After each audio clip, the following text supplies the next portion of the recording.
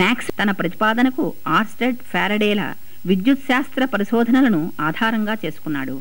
గణిత శాస్త్ర రీత్యా 4 సమీకరణాలను ఉత్పాదించాడు. ఊహించడానికి కూడా వీలుకాని పద్ధతిలో దృశ్యశాస్త్రాన్ని విద్యుదయస్కాంత క్షేత్రాలతో ముడిపెట్టి కాంతి తరంగాలు విద్యుదయస్కాంత తరంగాలని, అవి కాంతి వేగంతో ప్రసరిస్తాయని నిరూపించాడు. ఈయన సిద్ధాంతం ప్రకారం కాంతి తరంగాలు తిర్యక్ తరంగాలే. ఈథరయానకానికి స్థానభ్రంశ ప్రవాహం ఏర్పడడానికి అవసరమైన పారావిద్యుతికంగానే మ్యాక్స్వెల్ భావించాడు. అందుచేత హైగెన్స్ ఆపాదించిన విచిత్ర ధర్మాల వల్ల ఉత్పన్నమైన సమస్యలన్నీ తీరిపోయాయి. మ్యాక్స్వెల్ సిద్ధాంతం అందరికీ అంగీకారయోగ్యమైంది. ఇక కాంతి రూపంలోనే కాక ఇతర రూపాలలో కూడా విద్యుదయస్కాంత తరంగాలను ప్రయోగశాలలో సృజించడం సాధ్యపడాలి.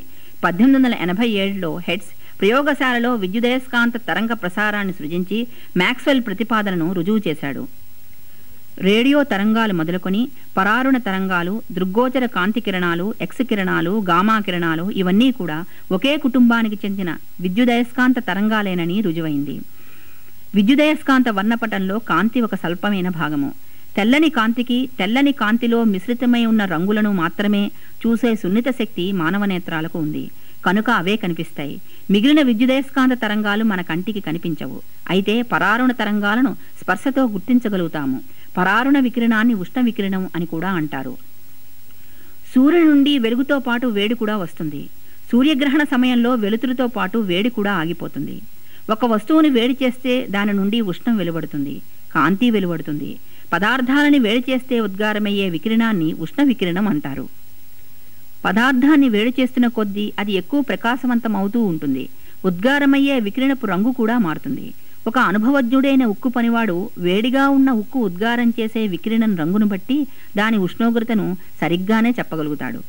క్రిమ్సన్ కలర్లో ఉంటే ఉష్ణోగ్రత 500 డిగ్రీల సెంటీగ్రేడ్ అంటాడు. పసుపు ఉంటే 800 డిగ్రీల సెంటీగ్రేడ్ ఉంటుంది అంటాడు. తెల్లని కాంతి వెలువరిస్తున్న సమయం వచ్చేసరికి ఉష్ణోగ్రత 1000 డిగ్రీల సెంటీగ్రేడ్ అని చెబుతాడు. వస్తువు ఉష్ణోగ్రతకి అది ఉద్గారం చేసే వికిరణ తరంగ దైర్ఘ్యానికి అంటే రంగుకి గల సంబంధాన్ని అధ్యయనం చేయటానికి శాస్త్రజ్ఞులు పూనుకున్నారు. ఈ విషయంలో స్టీఫాన్ వీన్ ప్రతిపాదించిన 2 సూత్రాలు విడివిడిగా నిజమని రుజువయ్యాయి. ఆ రెంటినీ కలిపి ఒకే సూత్రంగా ర్యాలీ జీన్స్ ప్రతిపాదించారు. వేడి వస్తువు యొక్క వికిరణ తీక్షణత ఆ వస్తువు పరమ ఉష్ణోగ్రతకు అనులోమానుపాతంలోనూ తరంగ దైర్ఘ్యం 4వ ఘాతానికి విలోమానంగానూ ఉంటుందని వీరు సూత్రీకరించారు.